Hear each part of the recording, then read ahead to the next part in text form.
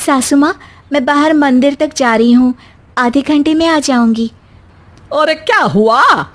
अरे छत पे तो देखो, आपकी बहू मटक मटक के किसी से फोन पर बात कर रही है।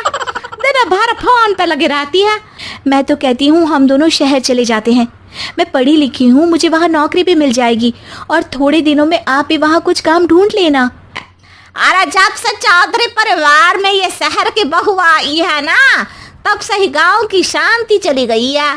क्यों ना इस बार हम अंजलि को ही सरपंच पद के लिए चुन ले, क्या कहते हो गांव वालों? दुर्गा नदी के किनारे बसा एक गांव फूलपुर। गांव में कुछ 100-150 लोग रहते थे। अंजलि, जो कि पास ही के जिले में रहती थी और 12वीं पास कर चुकी थी, उसके पिताजी ने बेटी को जल्दी विदा करने के लिए उसकी शादी फूलपुर गांव के मुकेश से करवा दी थी। मुकेश कभी स्कूल नहीं गया था और इस कारण वो पढ़ा लिखा नहीं था और बाकी गांव वालों की हालत भी मुकेश जैसी ही थी। मुकेश के घर में उसके माता पिता भी रहते थे। सासू माँ, मैं बाहर मंदिर तक जा रही हूँ, आधे घंटे में आ जाऊंगी। अरे अभी कहीं जाने की जरूरत नहीं है, चुपचाप जाके रसोई में रात के खाने की तैयारी करो। और ये घूंघट क्यों हटा लिया है तुमने? क्या पता नहीं कि इस गांव में औरतें बिना घूंघट के नहीं रहती? रात में अंजलि छत पर जाकर अपनी मम्मी से बात कर रही होती है। तभी गांव की 3-4 औरतें उसे देख लेती है और दरवाजे पर आकर उसकी सास से शिकायत करने लगती है। और क्या हुआ? अरे छत पे तो देखो, आपकी बहू मटक मटक के किसी से फोन पर बात कर रही है। दिन भर फोन पे लगी रहती है। अरे कल तो मंदिर के पास वो क्या कहते हैं, सेल्फी ले रही थी। शहर की बहू रखना अच्छा शान की बात है, पर देखना इसके लक्षण से ये तो तुम्हारे परिवार को बदनाम ना कर दे। ये पहली बार नहीं था जब सास से गांव के लोगों ने अंजलि की बुराई या शिकायत नहीं की हो। अब तो ये रोज की बात थी। अंजलि ये सब सुन लेती है। जब वो नीचे जाती है तो मुकेश भी वहां आ जाता है। सास कहती है, बेटा, लोग घर आकर शिकायत करने लगे हैं बहू के कामों की, देख लो। पति हो, संयम से रखो इसे। माँ जी, मैं तो अपनी माँ से बात कर रही थी क्योंकि यहाँ कोई बात करने लायक ही नहीं है और अब मैं माँ के पास ही रहूंगी। वहाँ क्या रहना, वहाँ बाहर के लोग तो ठीक है पर घर के लोग भी इज्जत ना दे सके। अरे नहीं नहीं अंजलि, ऐसा नहीं है, धीरे धीरे सब ठीक हो जाएगा, तुम फिक्र ना करो। अरे बस कुछ बोलना ही नहीं है, सर पे चढ़ा रखा है बहू को। सास मुकेश की नरम बात सुन के वहां से मुंह चढ़ाकर चली जाती है। मैं तो कहती हूँ हम दोनों शहर चले जाते हैं। मैं पढ़ी लिखी हूँ, मुझे वहाँ नौकरी भी मिल जाएगी और थोड़े दिनों में आप भी वहाँ कुछ काम ढूंढ लेना।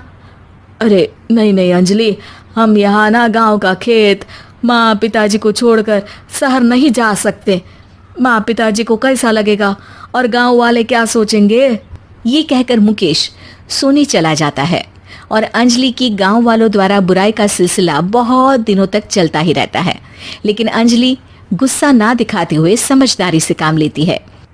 बारिश का मौसम चालू हो जाता है।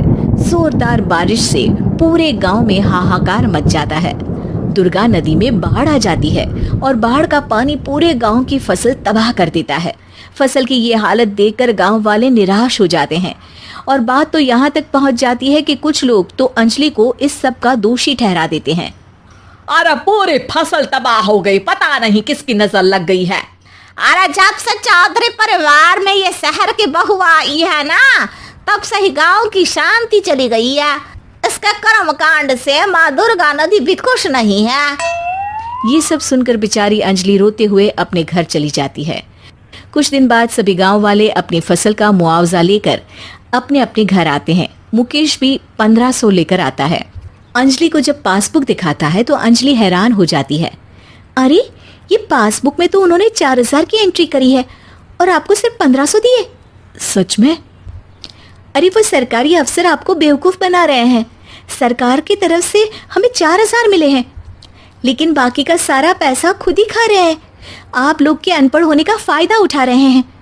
ये सब सुनकर मुकेश परेशान हो जाता है लेकिन अंजलि उसे हिम्मत से काम लेने को कहती है और सुबह होते ही मुकेश को पंचायत कार्यालय ले जाती है और साथ में गांव के और लोगों को भी। आप सरकारी बाबू क्या गांव के लोगों को बेवकूफ समझते हैं? आपको क्या लगता है ये पढ़े लिखे नहीं है तो आप कुछ भी मनमानी करेंगे?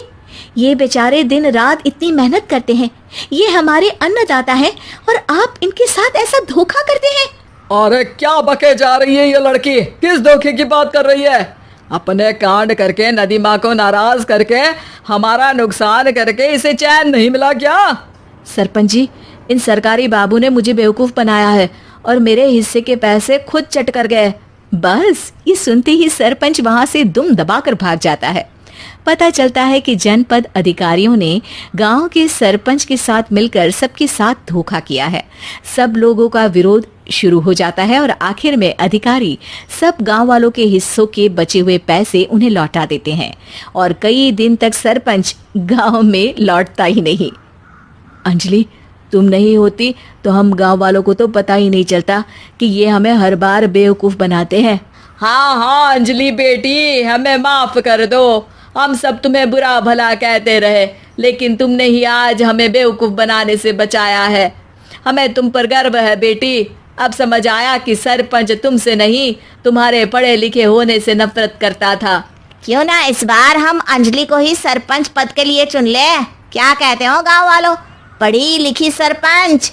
बस पूरा गांव अंजलि के लिए ताली बजाता है और अंजलि की सास उसे खुशी से गले लगा लेती है।